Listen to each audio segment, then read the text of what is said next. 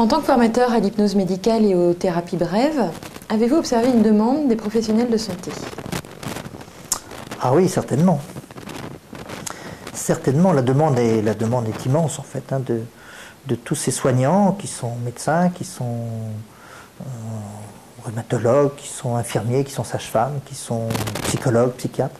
Tous ces soignants qui sont confrontés à la dépression, à d'autres types de troubles aussi, bien sûr, mais qui sont confrontés pour parler de la dépression, à des gens qui sont englués, qui sont arrêtés, qui sont douloureux et qui n'ont pas beaucoup de réponses à leur proposer.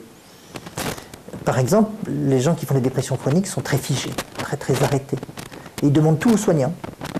Et souvent les soignants qui ont une énorme bonne volonté, beaucoup d'intentions bienveillantes, eh bien vont mettre beaucoup d'énergie, vont mettre beaucoup de leurs ressources pour faire bouger les choses et se rendre compte que ça ne fonctionne pas très bien.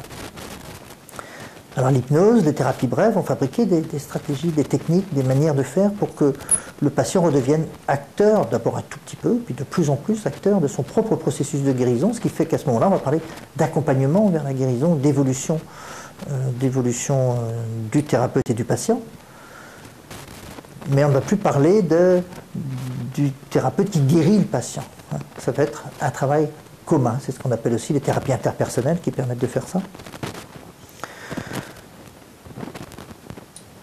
Des demandes aussi, bien sûr, pour soulager les gens, beaucoup d'angoisse, beaucoup de douleur, beaucoup de tristesse, et comment aider des gens ici et maintenant, simplement, rapidement, à devenir plus, on dirait presque plus confortable, plus en sécurité en tout cas. Voilà. Et toutes ces demandes-là font que les gens cherchent des formations, demandent des formations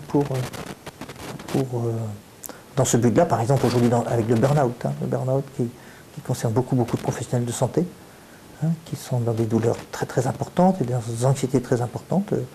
Voilà, on a des réponses en termes d'hypnose et de thérapie brève pour